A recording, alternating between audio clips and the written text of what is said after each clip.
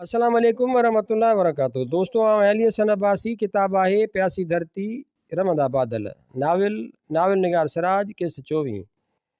Matric में जॾहिं मूं फर्स्ट डिवीजन खई तॾहिं मामा हिकु शानदार दावत ॾिनी। हूअं त मामा जा केतिरा दोस्त कॾहिं कॾहिं राति जे बानीअ ते ईंदा हुआ, पर उन राति के नवां दोस्त बि पंहिंजनि ज़ालुनि सां आया।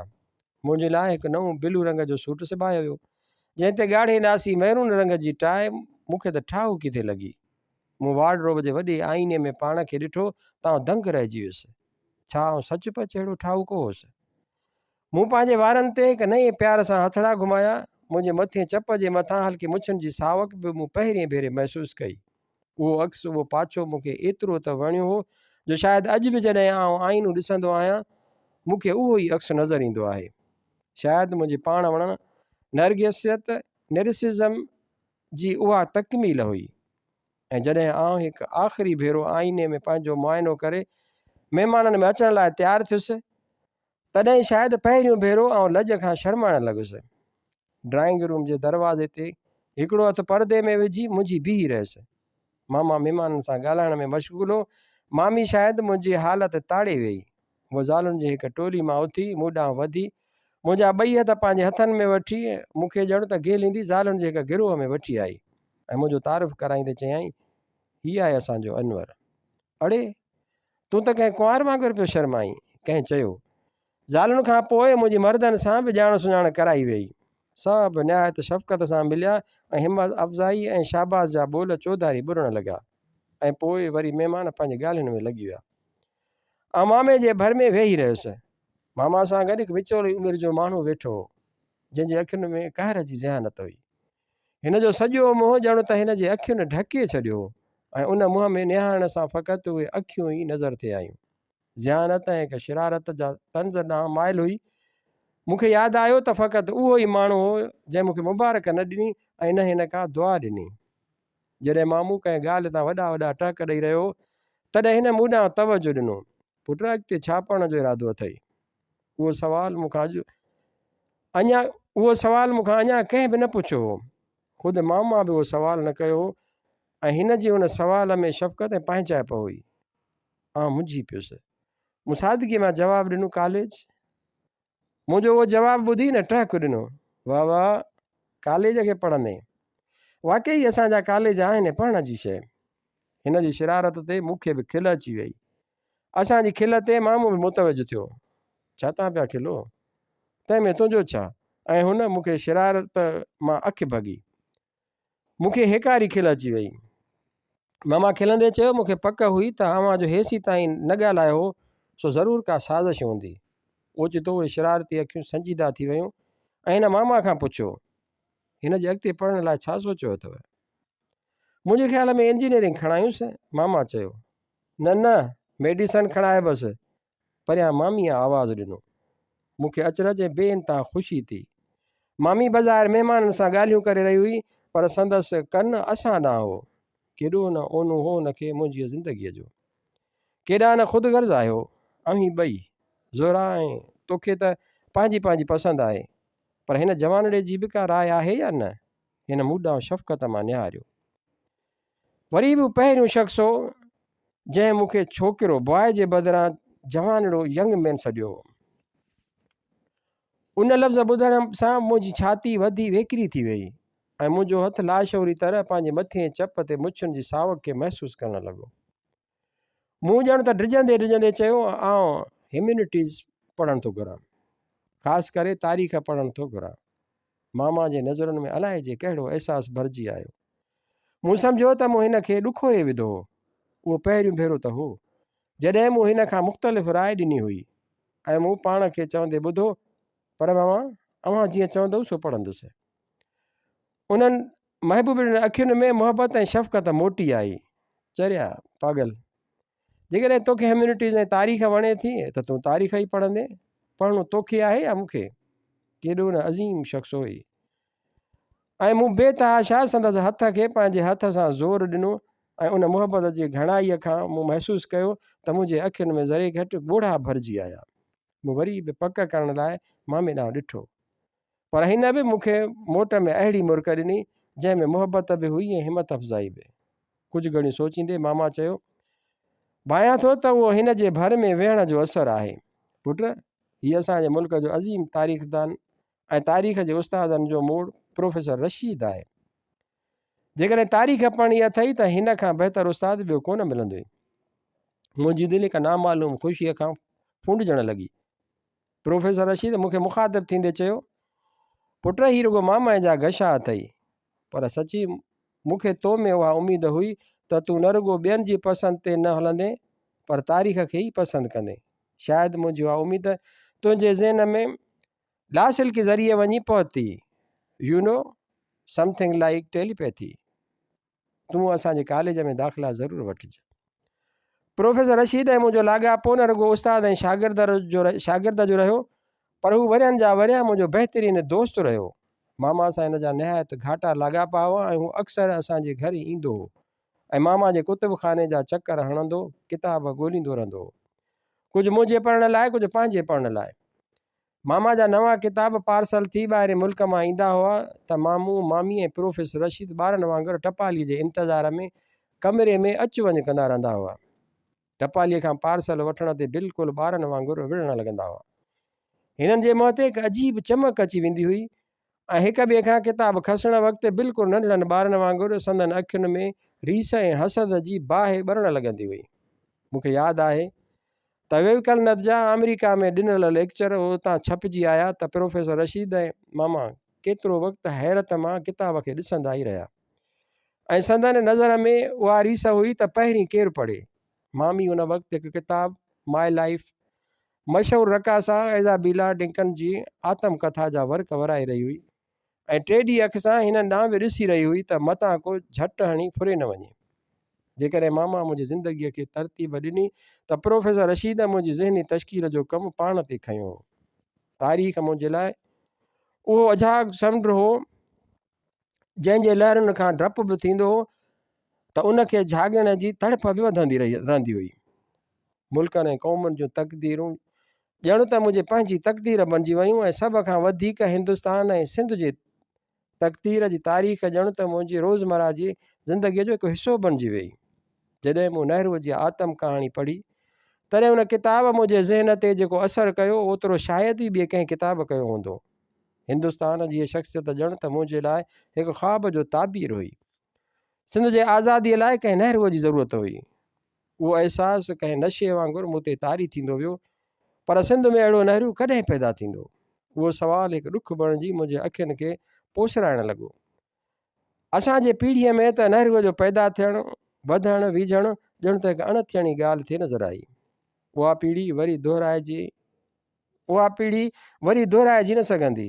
अॼु आउं सोचियां थो त शायदि उहा पीढ़ी ई अहिड़ी हुई जंहिंमें बोर्ज़वा समाज जा फ़र्द बि पंहिंजे मुल्क ऐं पंहिंजे अॻियां पोयां मौजूदु ज़िंदगीअ जे अफ़लास बुख ॾुख जे शिकार थियल माण्हुनि जे लाइ पंहिंजूं जानियूं वक़फ़ कंदा थी विया।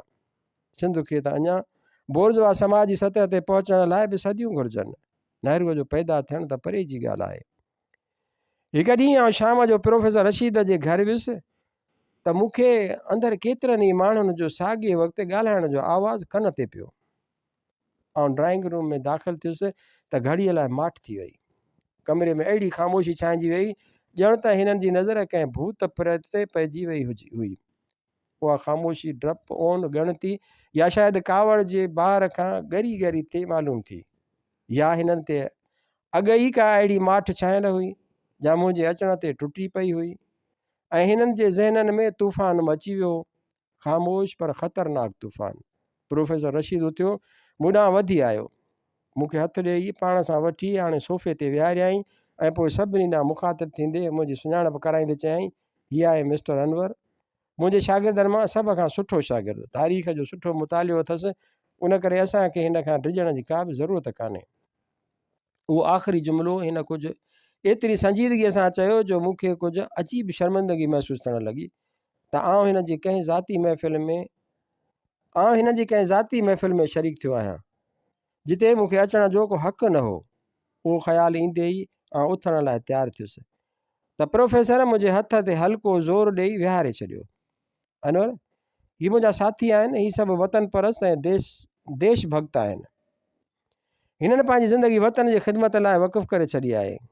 हिननि मां घणा सभु चङनि घरनि जा जवान आहिनि, पर पंहिंजी रिहाइश लाइ हिननि तूल विहाणनि जे बदिरां जेल खाननि जी पथराई ज़मीन खे तरजीह ॾिनी आहे, छाकाणि त उहा पथराई ज़मीन सॼीअ जी सॼी हिन वतन जी मिटीअ मां ठही आहे। प्रोफेसर जे अखियुनि ऐं आवाज़ में शरारत मोटी आई। ही सभु आइडियलिज़म जा मरीज़ आहिनि ऐं रेशनलिज़म हिननि जी रोज़ानी ग़िज़ा थी वई आहे। ही हर उन ई शइ जा दुश्मन आहिनि जेका इंसान खे ज़हनी या जिस्मानी ग़ुलामीअ में जकड़ण जी ज़िमेदार आहे, ऐं हर उन ई शइ जा दोस्त आहिनि जेका इंसान खे ज़हनी ऐं जिस्मानी तरह आज़ादीअ जो आदर्श ॾिए। फ़िलहालु हिननि जो मक़सदु धारियनि खे सिंध मां तड़े कढणु आहे। प्रोफेसर जो अंदाज़ हमेशह दिलकश हूंदो ऐं आउं घड़ीअ लाइ उहो महसूसु करणु लॻुसि ॼणु त आउं क्लासरूम में संदसि लेक्चर ॿुधी रहियो हुउसि। ऐं अॼु ही सभु हिते गॾु थिया आहिनि तरुगो नारा हणणु, सत्याग्रह करणु, नौकरियूं छॾणु, ख़ान बहादुरियूं ऐं राय बहादुरियूं तर्क करण मां कुझु न वरंदो।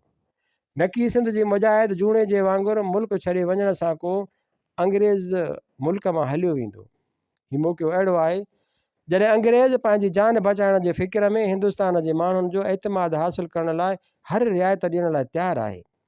उन जे एवज़ हू फ़क़ति नंढे खंड जे जवाननि खे विच मशरिक़ यूरोप ऐं दुनिया जे ॿियनि हिसनि में नाज़ी फ़ौजुनि सां विढ़ण लाइ आमादा करण ऐं भर्ती करणु घुरे थो।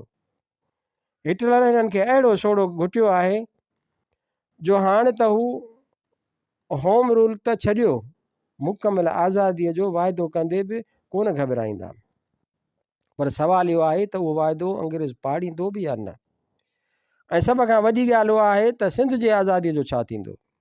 हिंदुस्तान आज़ादु थियण सां सिंध आज़ादु थींदी या अंग्रेज़ जे ग़ुलामीअ मञा छोटकारे जे बावजूदि सिंध उहा ई ग़ुलाम रहंदी। हिन वक़्तु जेकी धुरियूं आज़ादीअ जी वेढ़ में मसरूफ़ आहिनि से असांजी ॻाल्हि ॿुधी चवनि पियूं त अंग्रेज़ खे तड़े कढूं त पोइ पाण में वेही को फ़ैसिलो करे वठंदासीं।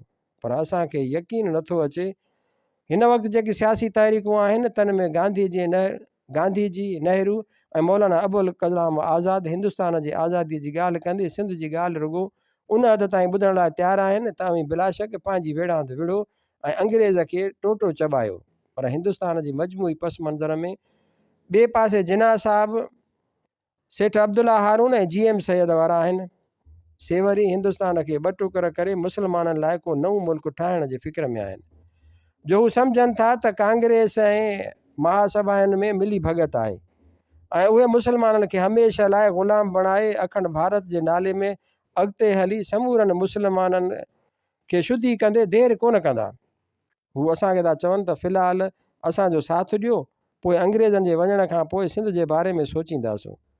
असांजा यार वरी उहो था सोचीनि त जेकॾहिं पंहिंजो ॿूटो न ॿारियोसीं त पोइ अंग्रेज़नि जे वञण खां पोइ कांग्रेस वारा गोरखा फ़ौज मोकिले सिंध खे ग़ुलाम बनाइण लाइ ॿीहर कोन सोचींदा।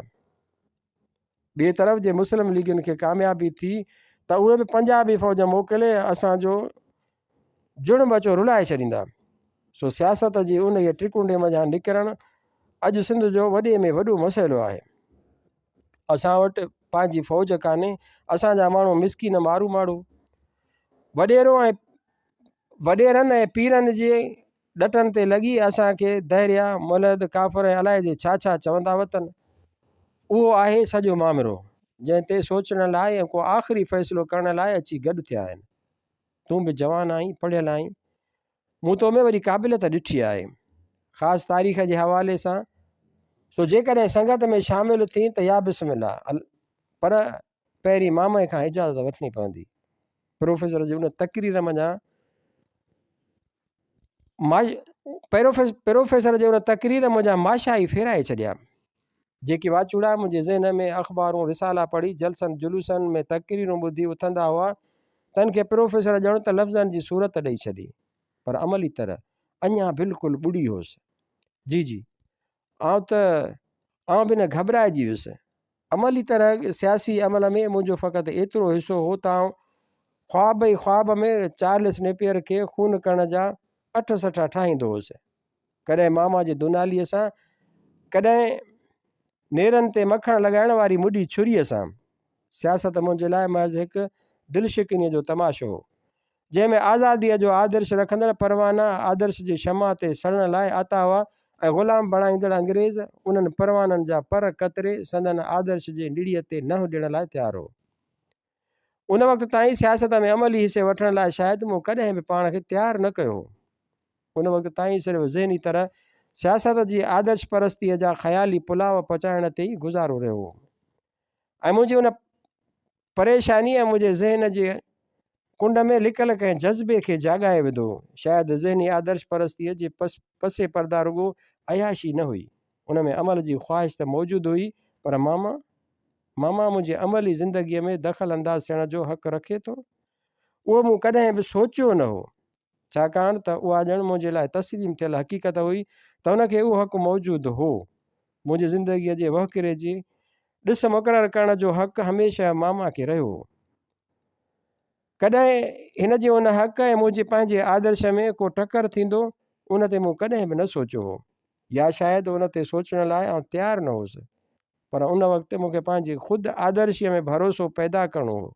उन करे मूं कुझु पंहिंजी हबक ते ज़ाब्तो आणींदे चयो, मामा जो मुंहिंजी सियासी ज़िंदगीअ सां को वास्तो कोन्हे। उहे लफ़्ज़ आउं चई वेठुसि, पर मूंखे ईअं महसूसु थियो ॼण त मूंखे पाण उन्हनि लफ़्ज़नि ते एतबार न हो, ॼण त आउं पंहिंजी दिलि पसंदि चित्र खे ॿाराणे बुर्श सां लीको पाए फिटाए रहियो हुउसि। प्रोफेसर बि कुझु सोच में पइजी वियो। मामा हिन जो दोस्त हो ऐं हिन मामा खां पुछण बिना मूंखे सियासत जी ख़तरनाक मैदान में घेरणु न थिए घुरियो। ख़ैर, चइबो त तूं चाहीं थो त तूं असां सां हिन तमाशे में शरीक थी। बिस्मिल्ला, भला असांखे ॿुधाए त तुंहिंजी छा राय आहे? नंढे खंड खे जंग में टपी अंग्रेज़ पारां पंहिंजे कूंदरनि खे कुहाइणु घुरिजे या न? जी, आउं वरी घबराइजी वियुसि। हिते मुर्गो सियासत में अमली बहिरो वठिणो हो, पर उन ते राय जो इज़हार बि ज़रूरी हो। मूं शायदि ज़हनी तरह अञा उन लाइ बि पाण खे तयारु न कयो। प्रोफेसर खिली ॾिनो, जी छा मतिलबु? साईं, मूंखे अव्हां अॻियां राय जो इज़हार करण में कुझु परेशानी थी थिए, पर जेकॾहिं मूंखे राय ॾियणी आहे त पहिरीं अव्हां जी राय ॿुधणु मुंहिंजे लाइ ज़रूरी आहे। मुंहिंजी राय एतिरी अहमियत नथी रखे। बदकिस्मतीअ सां अंग्रेज़ जी मुखालफ़त जे बावजूदि असीं अंग्रेज़ जे ॾिनल कनि तहरीकुनि जे बुनियाद ते साणनि विढ़णु घुरूं था, ऐं उन्हनि मां हिकु तरीक़ो आहे जमहूरियत ऐं लोकराज। लोकराज जो हिकु उसूल आहे, घणनि जी राय ई सची राय आहे, खणी उन्हनि में घणाई भूकनि जी हुजे। हिते मौजूदु दोस्तनि मां घणनि जी राय इहा आहे त अंग्रेज़ जी बिल्कुलु मदद न कई वञे, सिंध ऐं हिंदुस्तान खे उन जंग में हिसो वठणु न घुरिजे। सबबु उहो त अंग्रेज़ सिंध ऐं हिंद खे जेसीं आज़ादु मुल्कनि जी हैसियत नथो ॾिए तेसीं उन मामले ते गुफ़्तगू करण बि मुनासिबु न आहे। अंग्रेज़ असां सां कहिड़ियूं महिरबानियूं कयूं आहिनि जो असीं साणनि कुल्हे में लाइ नाज़िन सां विढ़ूं। नाज़िन असांजो छा बिगाड़ियो आहे? हीअ जंग यूरोप जी आहे ऐं यूरोप वारा भले त पंहिंजी ॿूटीअ पट में हिक ॿिए खे भुञी धाणा करे छॾीनि, असांजो छा वञे?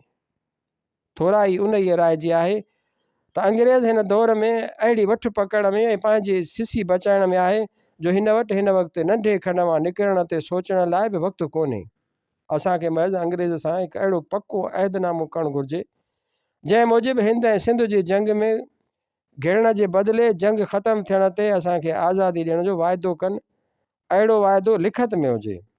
हाणे तूं ई ॿुधाए त कंहिंजी राय क़बूलु कजे? प्रोफेसर गंभीर खां गंभीर ॻाल्हियूं बि निहायत चर्चे तौरु कंदो, पर हिन जे अंदर जी गंभीरता तंज़ जो रूप अख़्तियार कंदी हुई ऐं खिल अचण जे बावजूदि इंसानु संदसि लफ़्ज़नि जी ॻोराण ज़हन ते माक वांगुरु किरंदे महसूसु कंदो।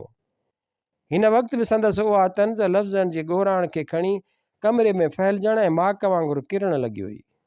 कुझु त हिन जे लफ़्ज़नि जी तंज़ हुई, कुझु संदसि लफ़्ज़नि जी गंभीरता मूंखे ॿुधाए रही हुई त हू ॿिन्ही रायनि सां मुतफ़िक़ न हो।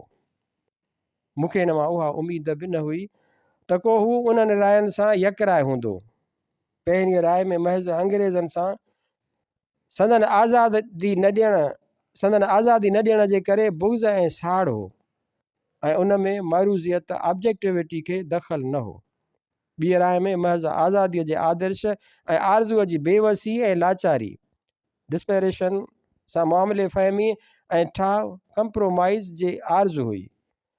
पर प्रोफेसर उन्हनि ॿिन्ही मां कंहिं बि ॻाल्हि जो रवादार न हो। ठाह खां हिनखे नफ़रत हुई। ठली आदर्श परस्ती बि हिन जे लाइ ज़ईफ़ हुजण जी निशानी हुई। जेकॾहिं उहे ॿई ॻाल्हियूं हिन जी क़बूलण खां परे हुयूं त उन लाइ टीं राय कहिड़ी हुई? ऐं प्रोफेसर जी पंहिंजी राय मालूम करण लाइ आउं आतो थियणु लॻुसि। उन करे मूं चयो, ऐं अव्हां जी पंहिंजी राय छा आहे? प्रोफेसर घड़ीअ लाइ सोच में पइजी वियो। हिन जूं अखियूं कंहिं जज़्बे खां अछियूं थी वियूं। ॼण त हिन जे जिस्म मां समूरो रतु ख़्याल जूं के ॼोरूं चटे पी वियूं हुयूं। उहो कहिड़ो ख़तरनाक ख़्यालु हो जंहिं हिन जो रतु पाण में जज़ब करे वरितो हो। घड़ीअ खां पोइ जॾहिं रतु हुननि अखियुनि में मोटणु लॻो, तॾहिं ईअं महसूसु थियो त समूरी रत जो दौरो अखियुनि में मिड़ी आयो अथसि। संदसि अखियूं निसोड़ो रतु छॾणु लॻियूं ऐं मूं ईअं भायो त उन वक़्तु कमरे में हर शइ, हू गुलदान, ही टेबल लैंप, हू सफ़ेद मरमर मां ठहियल एफ्रोडाइट जो मुजस्मो, ही शीशे जूं एस्ट्रे, सभु हिन खे रत में ॻाढ़ियूं नज़र ईंदियूं हूंदियूं। एतिरो रतु मिड़ी आयो हो उन्हनि सभाजियुनि शरीर अखियुनि में। मुंहिंजी राय उन खां कतई मुख़्तलिफ़ आहे। अंग्रेज़ खे सिंध ऐं हिंद लाइ हिकु ॼोर सम्झां थो, जा गुज़िरियल 100 सालनि खां संदन रतु चूसे रही आहे। हीअ उहा ॼोर आहे जा किनी रत जे बदिरां हिंद ऐं सिंध जे शाह शरियान मां सघो सिहतमंद रतु चूसे रही आहे। सिंध, हीअ सोन वरनी ज़मीन, उन ॼोर खे पटे उछलाइणु घुरे थी, पर उन जे ॿाहुनि में एतिरी सघ न आहे जो उन ॼोर जी ॻिची मरोटे उछले सघे। उन ॼोर एतिरो रतु चूसियो आहे जो पाण उन रत जी बदहज़मीअ खां फाटी मरण ते आहे, ऐं संदसि उहो रतु वेझो ई आहे, ऐं संदसि उहो मौत वेझो ई आहे। पर अफ़सोस रुॻो उहो आहे त पाण फाटी मरण सां गॾु मरीज़ सिंध बि रतु न हुजण जे करे हिन सां गॾु मरी वेंदी। अंग्रेज़ सिंध लाइ उहा मम आहे जा सिंध जा गोॾा चटे वेई आहे, ऐं जेकॾहिं उहा हालति क़ाइमु रही त ही गीत संगीत नाटक नर्त्या जो ही सर्ग हमेशह लाइ उजड़ी वेंदो। उनजो हिकु ई उपाउ आहे, सो उहो आहे त जॾहिं असांजे ॿाहुनि में उहा सघ न आहे जा असांखे उन ॼोर खे पटे कढण जी सघ ऐं साञा ॾे, ऐं कांग्रेस ऐं मुस्लिम लीग अंग्रेज़नि जूं ई निपायल तातियल बल्कि थञ पियारियल धूतियूं आहिनि, ऐं पंहिंजी पंहिंजी कुटड़पणे जी क़ीमत वसूल कंदियूं, त पोइ असीं सिंध वारा कंहिं ॿियो न त ठली ज़हनी ऐं इख़लाक़ी मदद करियूं जो उन ॼोर खे फाटी मरण खां अॻु गिड़काए हज़म करणु घुरे थो, ऐं उहो आहे नाज़ी हिटलर। अचो त हिटलर जा हथ मज़बूत करियूं ऐं अंग्रेज़नि जी हिन दुनिया मां ई बेख़कनी करियूं। अहिड़ी ॼोर जी उहो ई सर्जिकल जराही इलाजु आहे। अहिड़ी ॼोर जो उहो ई सर्जिकल जराही इलाजु आहे। मूं प्रोफेसर खे उन रूप में कॾहिं बि न ॾिठो। हू सॼो ॾकी रहियो हो। संदसि अखियूं रतु छॾे रहियूं हुयूं। नफ़रत इंसान खे केतिरो न बेवस ऐं बेकार बणाए थी छॾे। हिन जो फ़ैसिलो इरादे जी क़ुवत विञाए वेठो। सबब ऐं नतीजे जो ही ॼाणू अॼु ख़ुदि मफ़रूज़नि जो शिकार हो। नफ़रत हिन जे ज़हन में उहा बाहि ॿारी हुई जंहिं समूरा क़दुरु समूरियूं लताफ़तूं साड़े छॾियूं हुयूं, पर उन में सिंध लाइ केतिरो न अथाह प्यार हो। प्यार ऐं नफ़रत जी हद केतिरी न पुलसरात वांगुरु सन्ही आहे। महबूब न मिलण जे सूरत में ख़ुदिकुशी त हिकु सूरत हुई, पर महबूब न मिलण जे करे हिकु रक़ीब खे क़त्लु करण में ॿिए रक़ीब जी मदद करण जो ही पहिरियों मिसाल हो। ऐं मुंहिंजे दिलि में पहिरियों भेरो हिन अज़ीम शख़्स लाइ नफ़रत न पर हिकु ग़ैरियत या ओपराण चवां पैदा थी पई। ऐं प्रोफेसर जो ही रूप ॾिसण लाइ तयारु न हुउसि। मूं ईअं भायो ॼण जंहिं शख़्स खे आउं जिब्राइल सम्झी रहियो हुउसि सो महज़ इज़राइल जो हिकु रूप हो, या ही राजा इंदर गीत संगीत जे अप्सराउनि जे देश जो इंदर न हो, बल्कि खेवणे जी रथ ते चढ़ी 14 रत जूं नदियूं वहाइण वारो इंदर हो।